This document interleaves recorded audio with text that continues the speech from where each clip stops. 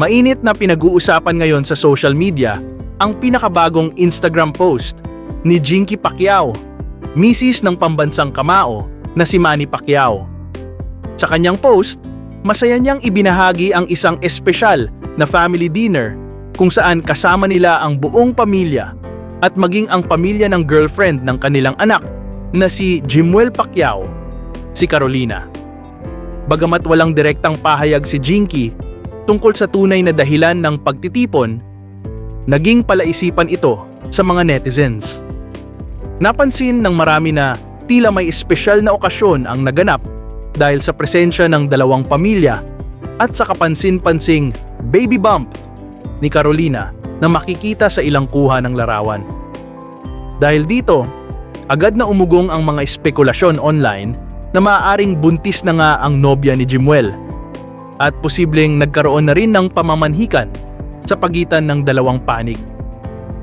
Lalo pang lumakas ang hinala ng mga netizen nang mabasa ang caption ni Jinky sa kanyang post. "Tonight, deserve something special.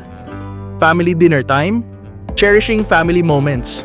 Hashtag, love and laughter, God is good." Dahil sa tila makahulog ang caption at mga larawan, maraming netizens ang nagpaabot ng pagbati sa pamilya Pacquiao.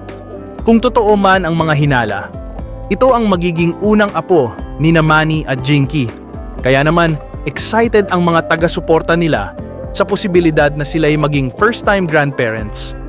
Ang masaya at intimate na pagtitipon ay tila patunay rin ng mainit na pagtanggap ng pamilya Pacquiao kay Carolina.